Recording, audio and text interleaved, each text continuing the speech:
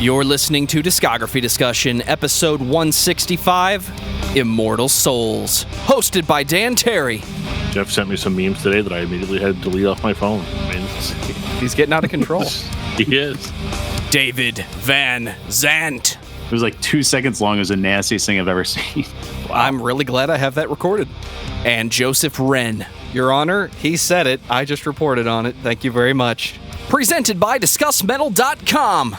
And if you think all the music should be about fucking winter, then you are ready for this episode of Discography Discussion. I am Joe, that is Dan, that is David. It's cold outside, guys, except quite the opposite. I wouldn't know because I haven't been out of the house in over 7 days. It's really not cold outside. I barbecued earlier, and it was beautiful while I was listening to Immortal Souls. That made it a little bit colder outside, I think, but for the most part, it's pretty springtime out here, which is, the perfect breeding ground for germs, and viruses. So, got to stay at home, got to be safe, got to do what the man tells you to do. Inhale. Whatever. Always inhale. It's cold for California, man. It's like in the 50s. Has been like that for a week. That's like freezing for us out here. It's really scary. They're like, oh, somebody's listening to Immortal Souls again. That's exactly it. Yeah, this is just This has been an unprecedented thing, man. Like in my lifetime, it's crazy. I've actually been pulled over by police officers demanding to see paperwork. Like, where am I going? Why am I going there? And I was just going to buy, but actually I was like, no, I've got this work letter. So, yeah. Apparently, a green Starbucks apron will get you by. Because we don't have papers yet, but if you just flash an apron, man, they let you go right on by. I'll keep that in mind. I'll just steal a Starbucks apron from somebody. No, it's fine. I got an official letter. It's all like, Dan's an essential employee. So, yeah. Be like, I'm literally making the things keeping these cats alive, homie. Yeah. It's like, dude, I'm super essential. Like, if I don't talk about these albums, people might buy them. And then where will we be? Hey, some of these records would be good if you bought them. Absolutely. Well, before we talk about all things Wintermetal, I'm going to take this time to say thank you to everyone for listening to the podcast. Thank you for listening and for subscribing. If you are not a subscriber, then you can find everything Discography Discussion at discussmetal.com. We are on Spotify, Apple and Google Podcasts, TuneIn Radio, Stitcher, so if you have an Amazon Echo or a Google Home, you have no excuse. Ask it to play the latest episode of the Discography Discussion podcast, and it will. We're also on Facebook and on Twitter at discussmetal. Be sure to like, favorite, and subscribe. It really helps us out. It lets us know you're listening, and now Dan is going to tell us all about 5-star reviews. Well, we do love 5-star reviews here on Discography Discussion, but one thing that we like the most is when you guys share the episodes. You guys have been sharing every episode when it comes out. It's awesome. It's less work on me if that sweetens the pot for anybody. And, it's definitely a really cool thing to see you guys sharing that for people that may not know that their favorite band sucks, and we're here to tell them. Over on the wonderful world of Facebook, Lee Rydberg says, did one of you fuckers seriously mention Ganglia in the Horde episode? I've mentioned Ganglia like 8 times. He mentions it a lot. Now that's a name I've not heard in a long time. It's great hearing two guys talk about bands that were so important to me as a youth.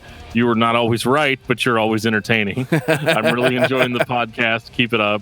My only 2 suggestions are to stop speaking to that guy who refuses to understand that he is legend is amazing, and turn up the volume on the background music. To which I responded, just, not wanting to, we leave the music quiet so we don't get sued, is pretty much the main reason behind that. But I was like, oh yeah, dude, we talk about Ganglia. You have to talk about Ganglia. And, based on what we did before we got on mic, we looks like we probably are going to be talking about Ganglia here real soon. They don't really have a discography, so to speak. It's like a bunch of demos, and that makes me uncomfortable, but, we'll see how it goes. They have enough songs to make a discography. Also, Lee Rydberg is one of our newest Patreon subscribers, so thank you very much for that, sir. Who doesn't like He Is Legend that you talk to? Jeff. Yeah, Jeff doesn't hate He Is Legend, but he doesn't love him as much as we do, because he's wrong. I don't know, man. I need a band that I either don't like or never heard before. That's why I was asking him if you guys had done Haste the Day, because I couldn't remember. I don't know if you're going to like Ganglia.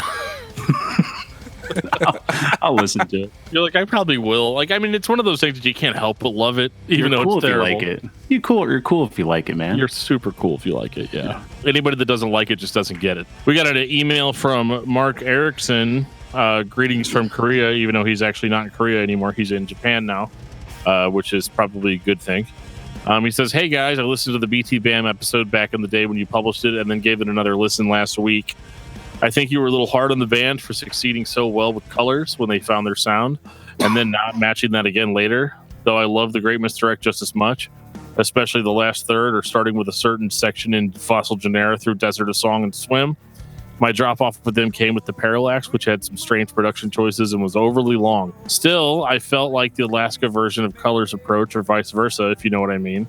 I actually quite liked most of Coma Eclectic, and then with Autonoma 1 and 2, more so like individual songs. Millions is amazing, and I really like the openers and closers to both releases 1 and 2. As far as other listening, I pick and choose out of various episodes, listening to most of the Christian bands, though not all, and several artists that I just have enjoyed specific albums, Deftones, Dream Theater, Metallica, etc. From what I feel are staple bands, Pantera, etc. By the way, I first got into heavy metal music from songs from the Penalty Box, and Sorrow is a Sage by Strongarm was one of the heaviest songs I'd heard in a long time. But what grabbed me was Blindside's Nerve and Slick Shoes Last with a sweet punk metal solo. And then he recommended that we talk about Refused, Thrice, Nirvana, and Soundgarden. What if you do a Patreon episode of all the Tooth and Nail and Solid State compilations? Because there's some gems in there. Yeah, there absolutely are. I was actually just looking at This Is Solid State Volume 2 and 3 and 1. And I was like, these would be fun Patreon go-throughs, plus the songs from the Penalty Box compilation. So, Dan, tell me about Immortal Souls.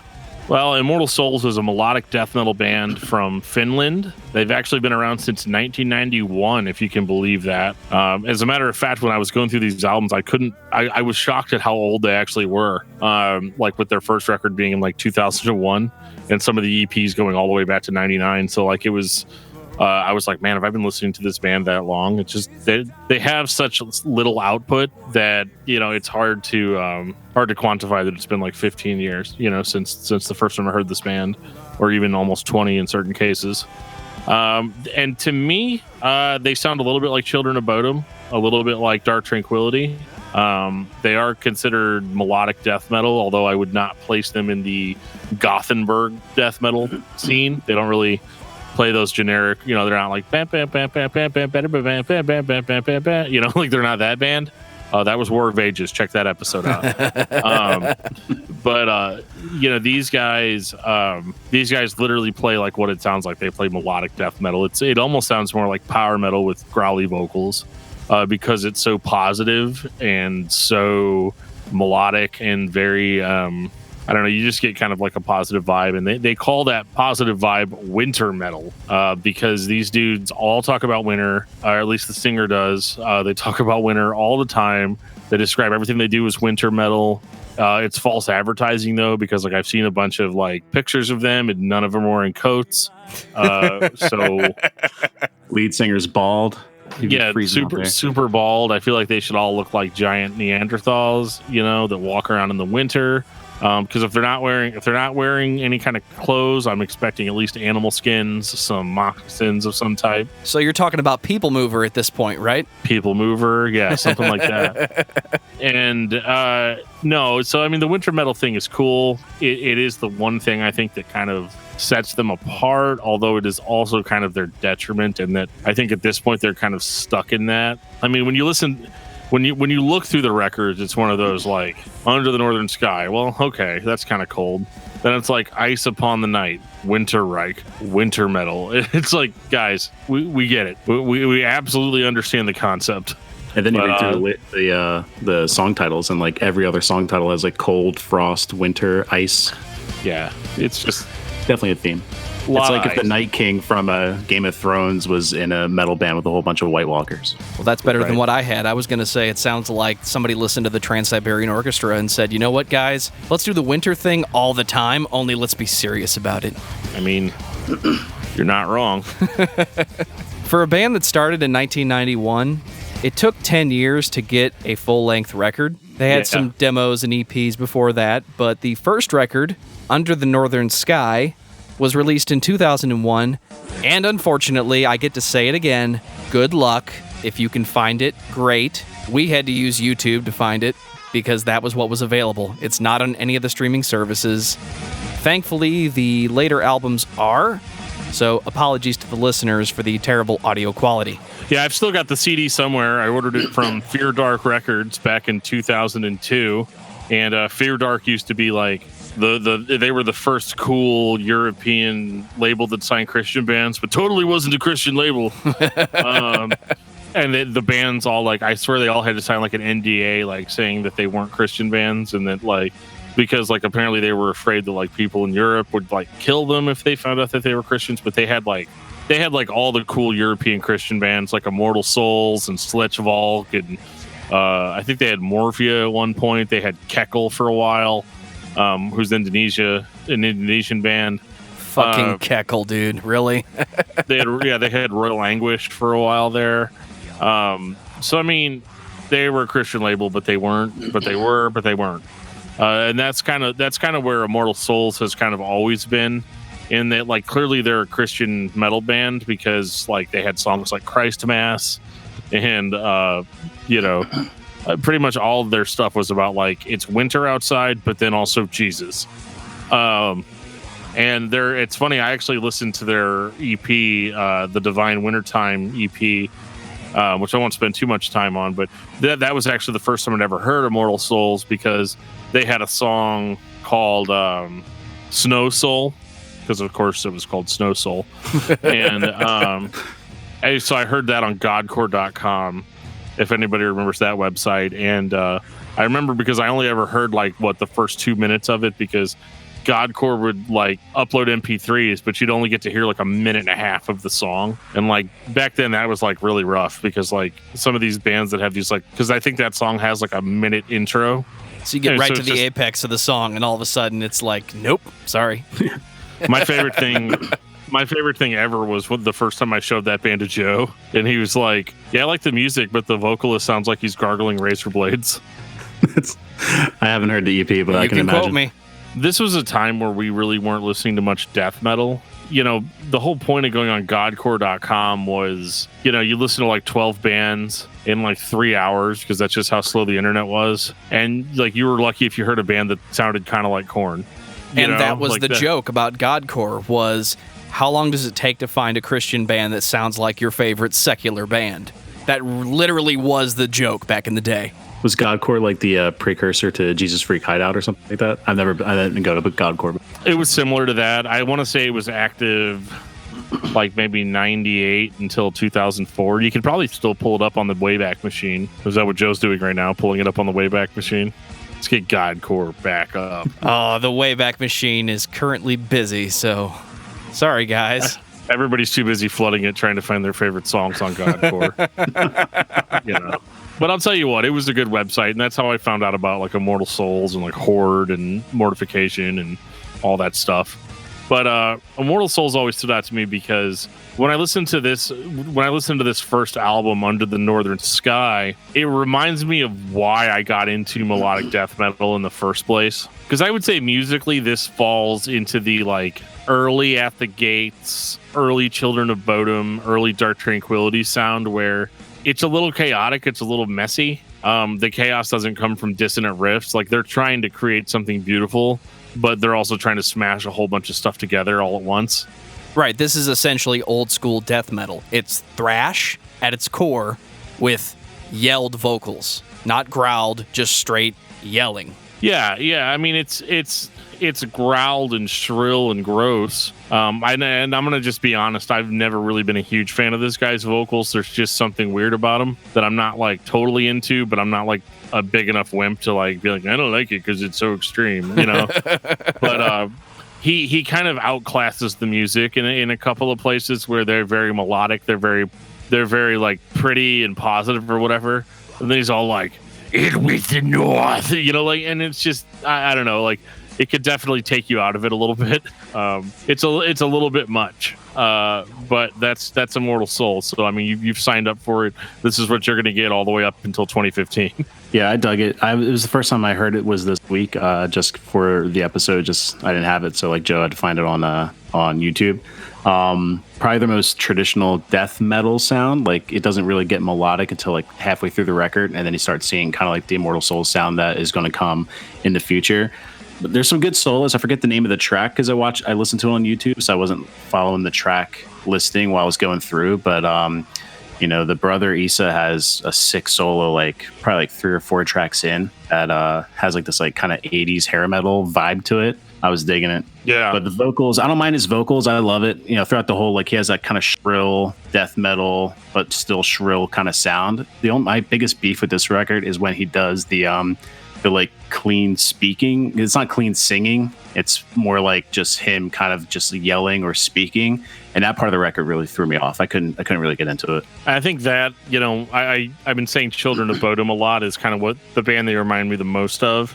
And I think that was kind of an attempt, because if you remember those first couple of Bodom records, there was kind of always those weird vocals in there where they were like shouting and just trying to like almost sounds like pirate metal in places. Fucking pirate metal, dude. I'm definitely not a huge fan of that in my melodic death metal. And it was kind of weird. They're not a super experimenty band, but I think that they do sometimes try to do too much at once. At least on this record, like I said, it's a little chaotic, but not like necessarily in a good way. This isn't a great record, but it's not like terrible. Like this is a record you would hear and still get into Immortal, like if it was the first thing that you heard. But the stuff that they did a little bit later on kind of like really blew it out of the water as far as having like a unified vision, and kind of like knowing how to go forward and realizing that sometimes you have to kind of trim the fat a little bit. It'd be interesting to like go back and listen to some EPs that they put out in the 90s, because if you like look at the history of the band, they're listed as mainly melodic death metal, but then they'll have like the subgenres of like thrash under their name or like doom metal under their name with like power metal influences, and you can kind of hear some of like the doom style come out in this. Like it gets a little drudgy at times, and then it gets thrashy at times, and then it's like deathy at times. So you're kind of right. They're kind of like throwing a lot of stuff at the wall, see what sticks. And then the melodic death metal sound, they found their niche best. And that's kind of what they went through. So thankfully, they don't do a lot of that stuff in the next 4 albums. Yeah, it's definitely a good record, but it kind of comes across to me like kind of flat. And there's not a whole lot for me to grasp onto. The melodies are cool, but they're isolated, like in a cold, isolated, frozen kind of way. And keep it on top. Keep it on brand. And then whenever Ice Upon the Night came out, it was kind of a game changer for them. 2003. I'm just going to say it. This is way better. This is when hardcore kids that listen to Face Down Records in America got to hear Immortal Souls because they were they signed to, well, I don't know if they ever signed to Face Down Records, but they were distributed by Face Down Records. I think they were either still with Fear Dark in Europe, or they were on another label. And yeah, this was a massive improvement in songwriting. This was like every song has its own identity. It's kind of its own feeling. But me being an unpleasable metal fan, I will say this. Ladies and gentlemen, unpleasable metal fan. It's just like, wow, yeah, I want you guys to do stuff that's way more focused. That's what I want. I want it to be way more focused. Now I'm like, guys, it's so sing-songy. It's so verse, chorus, verse. You guys, you went too far. You shot over the moon this time. But you got to get back. I want you guys to be exactly 48 kilometers away from the moon. Okay, in one direction. This is what I want, because I'm in charge of your band now. But no, you're turning into exactly how I pictured you as a metalhead. There you go. I mean, it pretty much is. Like, no, this is what you guys are supposed to do. These are the rules. I wrote the book. No, you can't look at the book. You just have to know what I'm saying. This is really cool, though. Like this, I can see why they got as popular as they did off of this record, and why it was really smart for it to be kind of their debut in the U.S. because now they're playing on the same level as some of the bands we mentioned, like Children of Bodom, Equality, stuff like that. And they don't sound like those bands identically, but they definitely live in the same. They live in the same genre.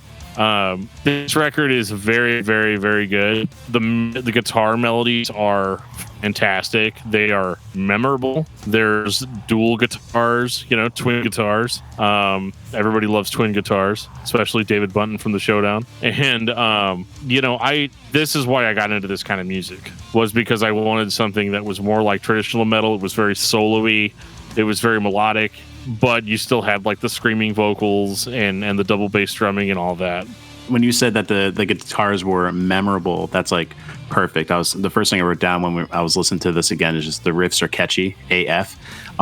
You like kind of hum them throughout the entire day, and in the best way. This isn't like an insult, but especially the first track, it reminds me of like an old like Sega Genesis title screen for like an action adventure game. Yeah, just like running in the background in such a good way. And I think that this came out in like early 2000s, but it sounds like something from the early 90s. I think it shows like their kind of power metal roots with the melodic guitars and that. But yeah, dude, the riffs and the melodies are amazing, super catchy. And it has that old school death metal feel of. It's heavy metal at its root. It's thrash. It's traditional metal. It has the solos. It has the punk rock chug with the double bass and the beats. But then the vocals are just whatever the vocalist does, we don't deviate from that. I think the stereotype at the time would be the guitarist spends 6 months trying to get his tone right, and then we record the record. The drummer comes in, mics everything up, spends 3 weeks playing it. The bass player plugs in and basically sounds the way the engineer wants him to. But the vocalist, nobody questions it. Whatever he comes in with, that's what we do. And that's fun because that's old school thrash. That's the musicians are way better than the guy doing the vocals, but what he's doing is his thing. Well, the funny thing about that is that the bass player is the vocalist and the vocalist is the engineer all at the same time. Like they did everything themselves. Figure that shit out. That's why the mix isn't super guitar heavy. I do have a couple of criticisms on this record. Number one, the drumming is just there. That hi-hat, man. Hate to talk about the hi-hat again. The drumming it occupies a space. It's drums that go along with the songs. There's nothing wrong with them, but there just ain't anything spectacular about him either. I mean, dude literally just plays his parts and like that's fine, but that just I don't know. Sometimes it can get really monotonous. Like I don't really pay attention to drumming that much, which is weird that I even noticed it or questioned it or whatever. But like I was kind of like, I wonder how good this guy plays like other stuff, like than just the Immortal Souls material. It's kind of rough. And the other criticism I have of it is that this record just sounds like hot garbage. Like the production is just, I don't know. I think this is like right in the middle of the loudness wars or whatever. But like it's mixed inside. Like you can tell it was like mixed for MP3 more so than having an actual dynamic range. So everything is super super loud and then just turned up like to where and that leads to the guitar sounding a little bit grainy. The vocals are so loud in the mix because, vocalist mixed it or mastered it or engineered it or whatever. And so, yeah, his vocals overpower everything. So it's just kind of one of those things where it sounds really good at the surface level. But if you're a production person, you're kind of trying to figure out what they were thinking whenever they did this, because it's super loud, but not in a good way. It sounds like a self-produced record in 2003. That's what it sounds like to me, because everything you just said are mistakes I've made myself. But you don't realize it at the time because it was new technology to be able to actually sit down with a computer and make a record. And guys, this sounds great because it's real-time feedback. It's kind of like when you gave your mom a digital camera for Christmas and she spent more time looking at the pictures she was taking to make sure they were good instead of actually taking pictures, which is what she did the year prior. This thing's got a little screen on it. This is the best analogy I've ever heard. You're welcome. Which made me be like, there's arrow keys and a screen. I wonder if I can play Doom on this thing. You probably can. You can. I'm going to say that the drummer, this was probably one of the first records he ever recorded because he doesn't do very much. Anytime you're doing a record yourself, it's a different kind of pressure than what you're used to with just playing with a band in the room or having an engineer. So he was probably just stressing out about, I got to get this right, because if I don't, he's going to make me do it again, and I don't want to piss everybody off, so I'm just going to play the beat. You actually have a fear when you're playing a record for the first time that you're self-producing, self-recording. You don't want to fuck it up, so you don't try anything. And talking about that real-time feedback, again, it sounds good because, hey guys, look, I nailed it. You don't have to go back and add anything to it. Well, when your parts are that basic, like, how could you not nail it? Well, I think Joe, like, I see what Joe's saying. Like, he's keeping it basic because he's so afraid to divert from, the 4/4 rhythm and add any thrills to it, then have to go back and correct it all. So I kind of see where Joe's saying too. And this sounds more like a record of singles. We're trying to write the single that's going to get the band big. You listen to Firepower, and every song is great because it's Judas fucking Priest. But let's assume for a second that it wasn't. Every song kind of has the same formula. And I'm not talking about verse, chorus, verse. I'm talking about the way the songs hit, the way the composition hits. So it has that feel of we're trying to get everybody's attention because every song is a fucking single. Whether or not it succeeded is up to the listener. And I'm going to say it didn't succeed as well as the later records. Something we haven't talked about yet is renowned session musician Chemo comes in and sings the cleans on this one. Chemo. Our friend Chemo. Their friend Chemo. David knows him personally, didn't you know? David knows. Hey, I've heard every album that Chemo sang on, every Immortal Souls album. There you go. Isn't it just this one? No, he does some other ones too. I think he's done all 4. I think he's done something on the next 4. Just everything but their first release. Yeah, Man of Sorrow was this is weird because so they get a session vocalist in here, right? And he sounds good. Like, I mean, what's the next step for a band like this? Let's throw some cleans in there. And, I am thankful that they weren't shrill power metal cleans. They just sound like a man singing. Yeah, some hard rock. Which begs the question, why didn't one of you guys just sing it? I think he tried on the first album. That was those clean yells. Yeah, that's rough. It's funny you say hard rock because I feel like that kind of is this record. Like Joe was saying with the singles and what's going to get people's attention. A lot of these songs have very hard rock song structure to them. They are very formulaic, verse, chorus, verse. And it's funny because not a lot of bands that sound like Immortal Souls do that. So it actually makes them.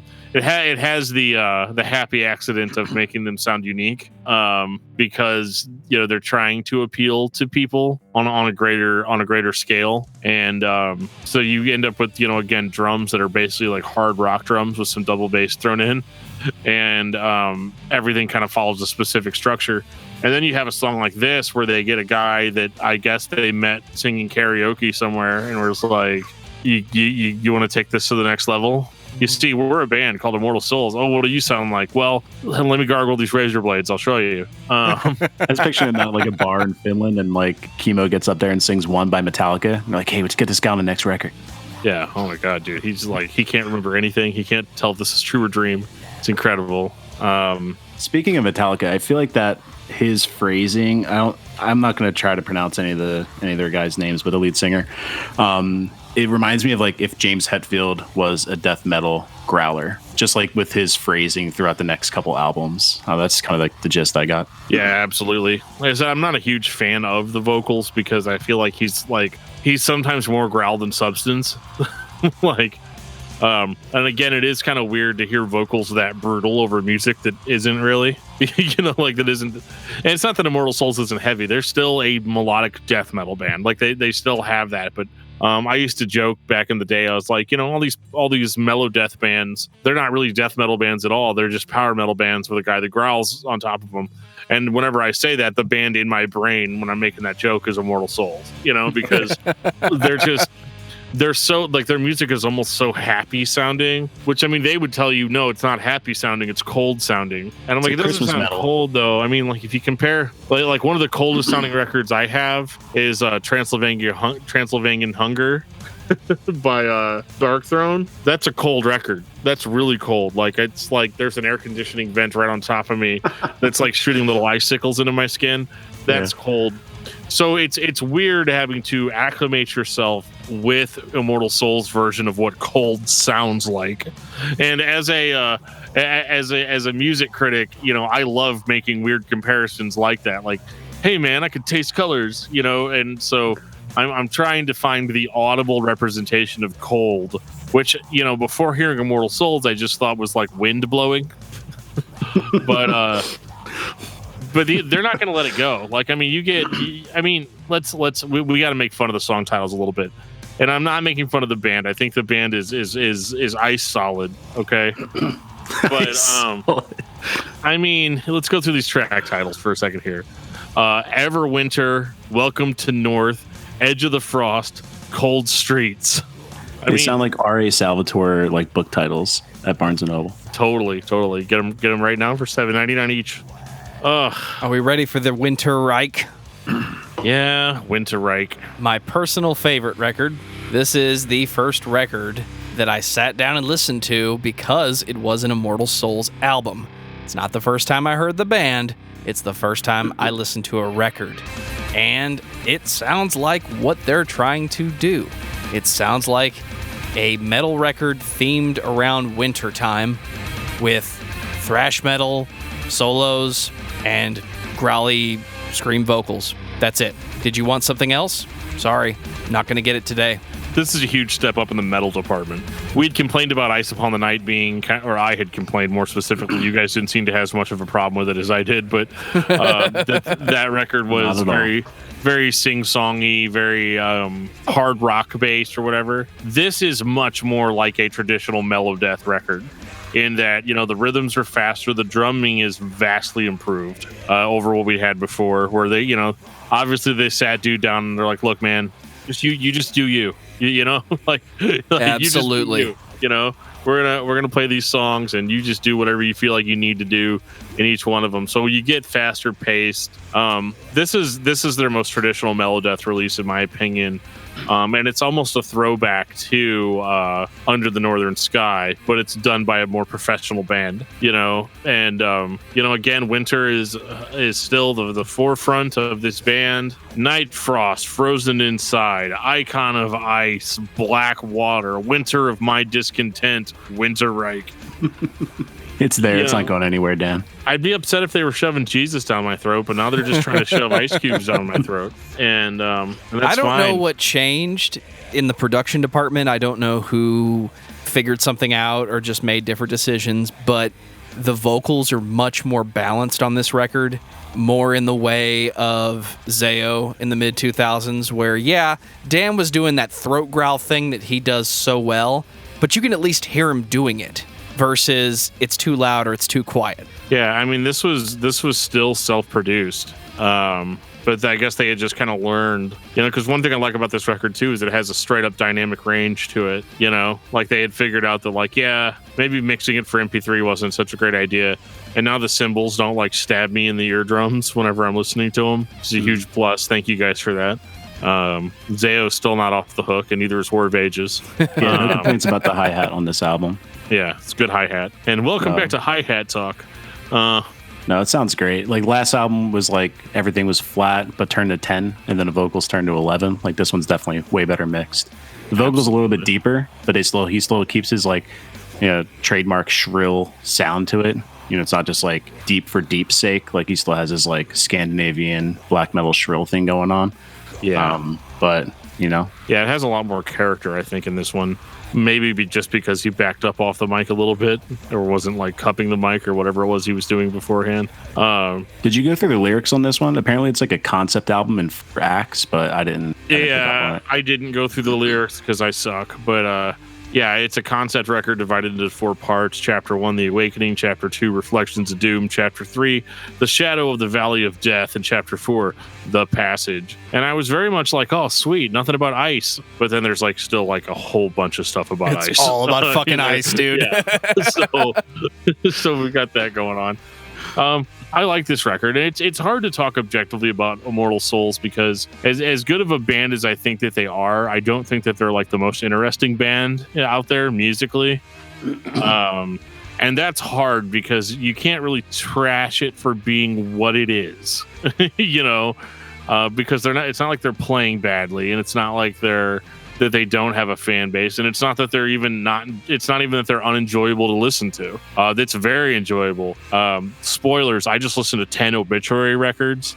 So putting this on was eating a bowl of vanilla ice cream with wintergreen lifesavers mixed in. But it was very, very, very enjoyable for this listen through after getting pulled out of the muddy swamps of Florida and getting thrown into the ice storm of Finland.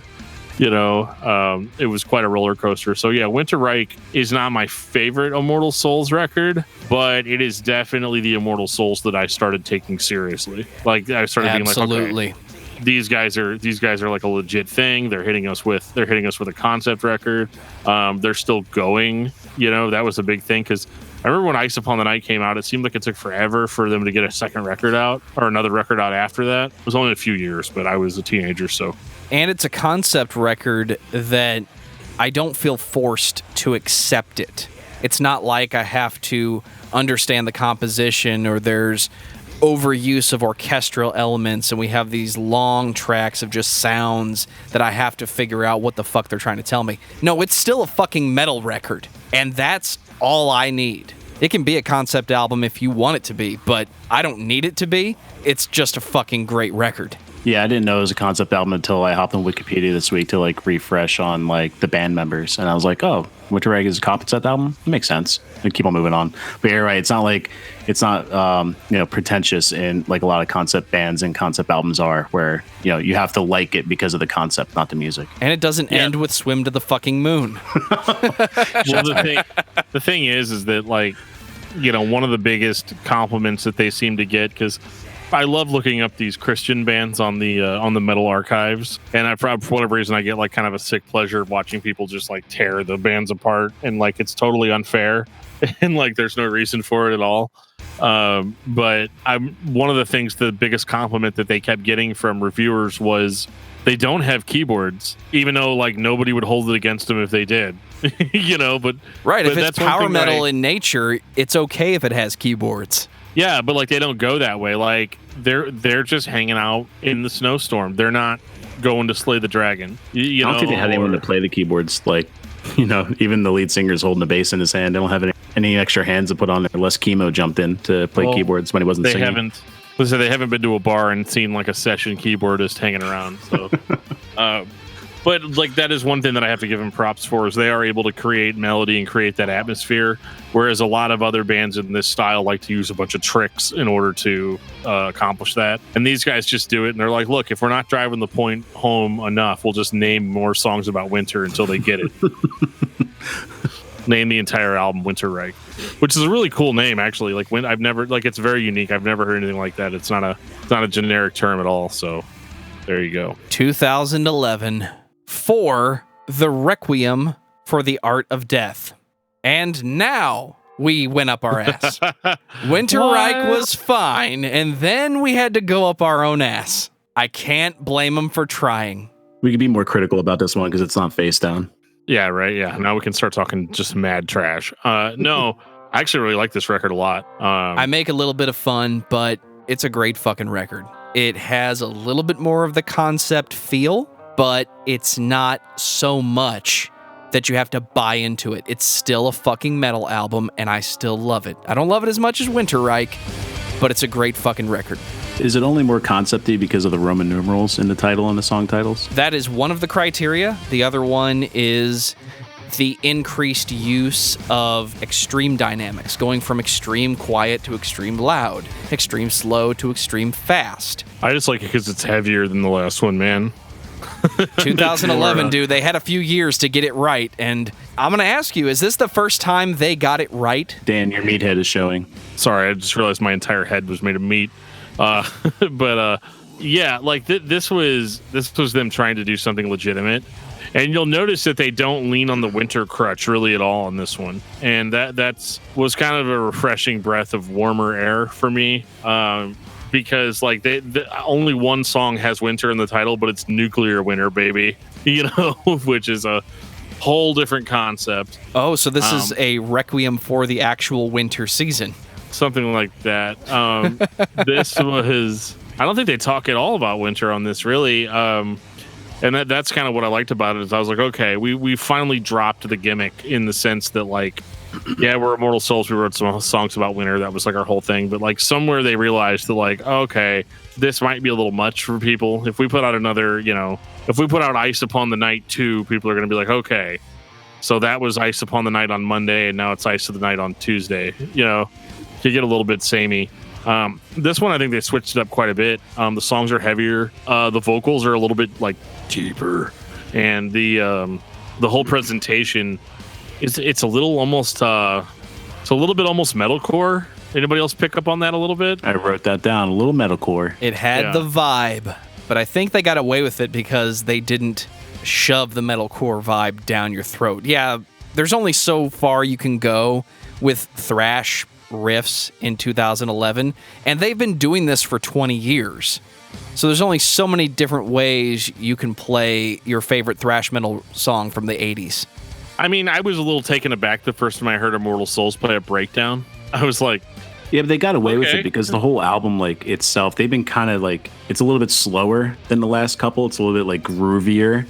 So having like the metalcore, like it's not like, you know, like a barn burning metalcore sound where it's just like insane fast guitars and then they throw in a breakdown. It already has that kind of slow groove feel to it, and then they throw a breakdown in there. I think that's why it works. It was a good transition for them because, like, again, I hate to bring up Children of Bodom, but I'm going to do it anyway, so I must not hate it. It was kind of like whenever Children of Bodom was like, we're like melodic, power metal, melodic, and then they put out Hate Crew Death Roll, and it's like super brutal. And you're like, where'd that come from? What? Yeah. Did you have this the whole time? Yeah, I'm not complaining about it, but like with Immortal Souls, it, you know, there was a little bit of this going on in Winterreich too. They kind of like prepared us for this, and yeah. And I think that the slower, groovier music kind of works on a level that, you know, there's a lot of people that aren't fans of melodic death that would probably still dig this record just because it's rooted in other types of heavy metal than just sticking to one style. By far the most like atmospherical record, like it just has that big sound to it. The production quality is huge. But and my favorite track is the Hypnotic Atrocity. I think just because of that bass line going in and out of it. That bass groove right in the beginning before it kicks in, just like every time I hear it, I have to go back and hear it again. Yeah, it's awesome. And they actually went longer songs on this one too, which I think is kind of important too, in that like most Immortal Souls records that would top out around like what, 35 minutes, 30, 40 maybe. And that's usually enough, especially for what they were doing on those records. This one, they're able to slow it down, and they're actually doing interesting stuff, so it doesn't sound like as much of a slog. So, I mean, this guy drops in at 52 minutes, and it's not a chore to listen to. I was listening to it at work last week, and I really enjoyed how long it lasted without me. Like, I could continuously do a task without having to switch records, which was really nice. But yeah, this one, the only knock I have on it really is that, like, is this dude's vocals ever going to change? Like, absolutely not. This is him. He's here for life, baby. Like, you can hear him getting older. Like his voice isn't as like high pitched as it was in the beginning, but it's definitely him. But he's here to do the death metal thing. Even if the band is able to evolve and do more than old school thrash style death metal. Guys, this is my voice. This is the way I sound. This is the way the audience expects the vocals to sound. So I'm not going to change it. We'd be complaining if he started screaming, you know, like a hardcore metalcore guy and doing melodic choruses. We would all be yelling at him, but we're not, because he's doing exactly the same thing. It's funny because there's a reviewer on the Metal Archives that complained that the vocals on Ice Upon the Night sounded super tough guy. And I remember being like, did we listen to the same record? Because this dude's vocals have sounded the same pretty much throughout. Like, he's pretty much always sounded like that. The only real differences you can hear is in the production. Like, but it's very clearly him. In a lot of ways, he is the Immortal Soul sound. Yeah, it's not like becoming the archetype where, you know, you can tell when Jason Wisdom left for the final album with I Am, and like just it was like a screeching halt. Totally, the whole sound changed when he left. But Immortal Souls, like his voice is that sound. Oh, becoming the archetype, the metalcore band. Okay. And I quit. No. Signing off. It's over.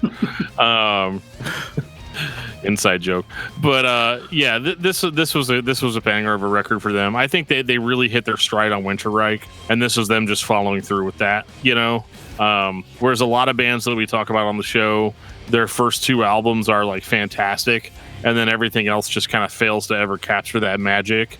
This is a band that started off kind of rough and smoothed it all out and figured it all out and got better over time. Which logically it would be a more natural progression, but strangely there's not a lot of bands like this that get better and better as they go. 2015, Wintermetal. Guys, I just went to the store and bought the new Trans-Siberian Orchestra record. What's it called, Joe? The Christmas Attic. What's it about? What do you fucking think it's about? They're on fucking brand for them. Joe couldn't even say the title of the album with a straight face. I couldn't, because in this case, I'm happy that they stuck with their fucking shtick. Dude, don't fix what's not broken, man. Like, give them credit. They've been doing this for 20 years. They're just sticking with it. Well, how many people heard this band the first time in 2015? There had to be somebody.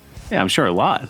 So are they trying to change the shtick now, or are we going to give you what we're really about, which is fucking songs about cold-ass winter? But they love it. It's not like winter's depressing or anything. Like, It'd be different if it sounded bad. If it sounded bad, then we can make fun of it a little bit more. Well, I think whether it sounds good or bad depends entirely on who you ask.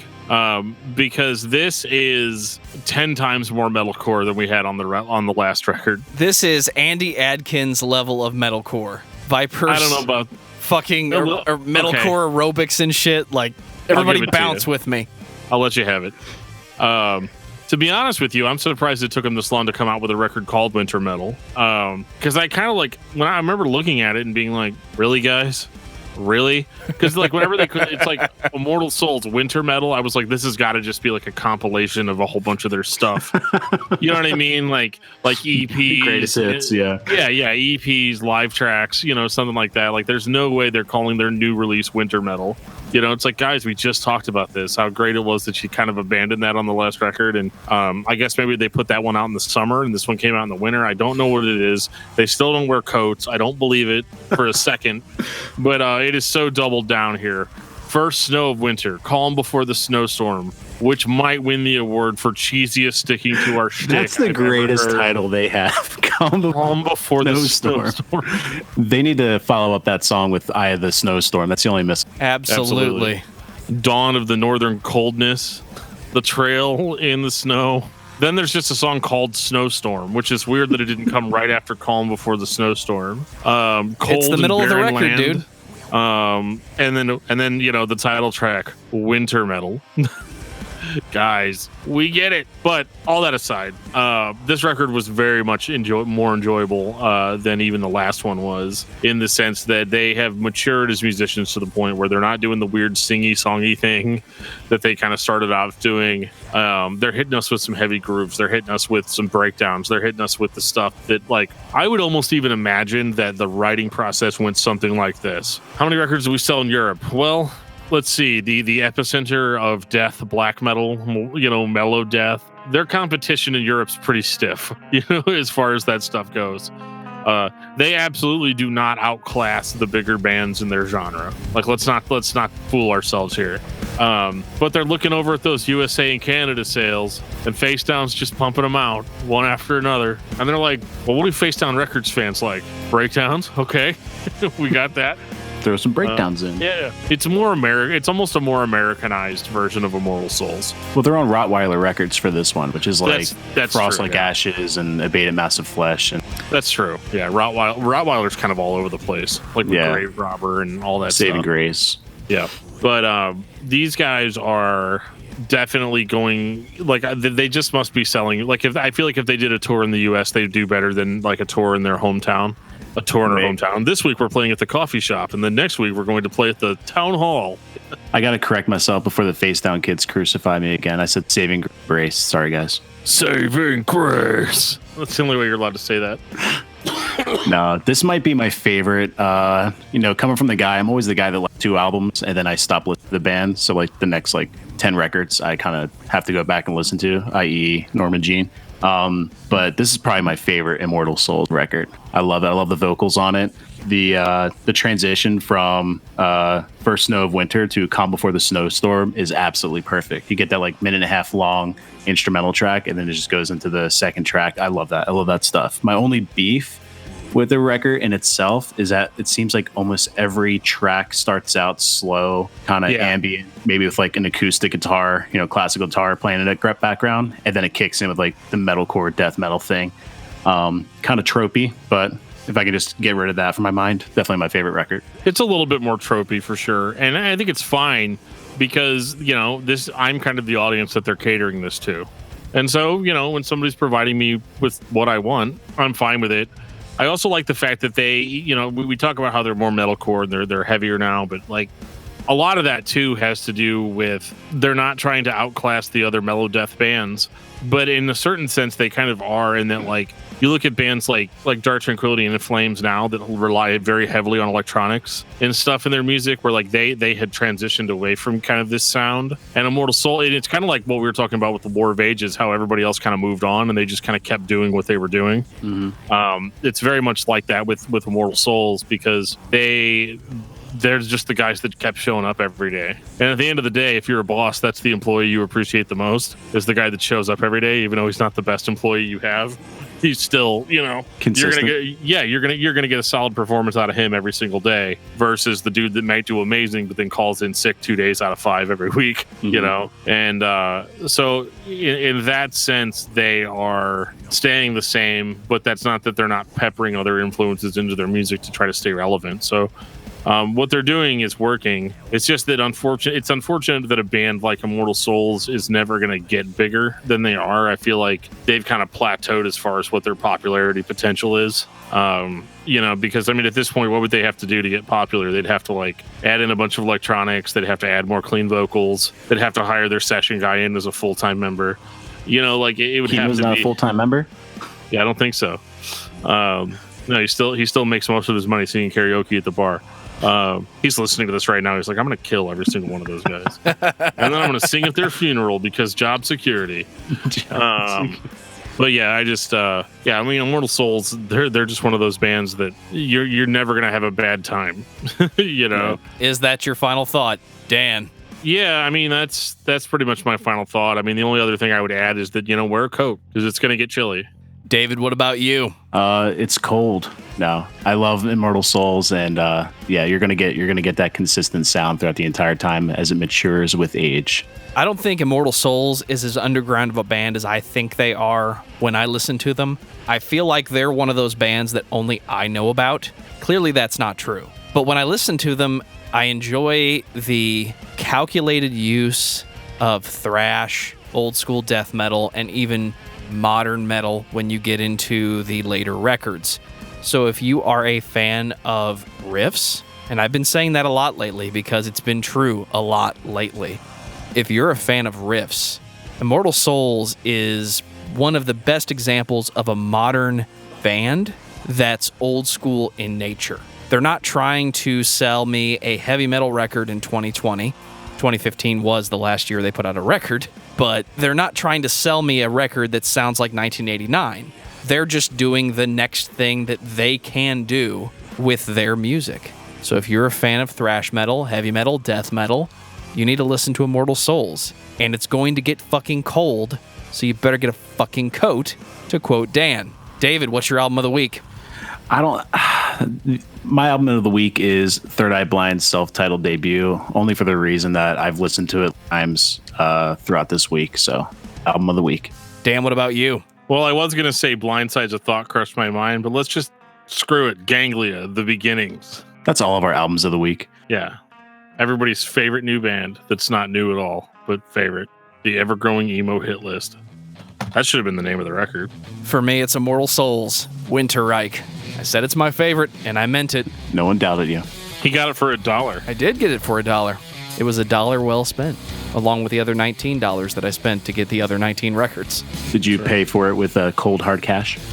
Does digital currency count as cold hard cash? Sorry, I'm just icing you out with these cold puns. As a matter of fact, I think they should launch their own Immortal Souls current digital currency, cryptocurrency, and call it Ice Chips. It would be a cryocurrency, though. There you go, cryocurrency. Perfect. Take us out, DFT. If you've ever been listening to this show and you want us to talk about a band that you like that we haven't ever talked about, or a band that we've been beating around the bush for way too long about, let us know. There's a lot of different ways you can do that. You can send us a message at danandjoeshow@gmail.com. You can always hit us up on Facebook under Discography Discussion. You can hit us up on Twitter at discussmetal. And you can even talk to us on our Discord server. There'll be a link in the show notes that'll take you right to Discord. As we've talked about a lot in this episode, it's going to get really cold here, so you might need yourself some Discography Discussion comfy socks. We'll have another link in the show notes to the Discography Discussion store.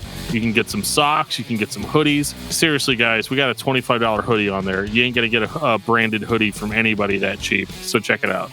And on that note, this has been episode 165 of Discography Discussion. Thank you for listening. You can like us on Facebook and follow us on Twitter at discussmetal. Subscribe to our podcast everywhere you listen to podcasts, including Google Play, Apple Podcasts, and Stitcher. Visit discussmetal.com for all things discography discussion, and please send questions and comments to danandjoeshow@gmail.com. If you are not a patron, you can become one at patreon.com/discussmetal. We have some sweet perks.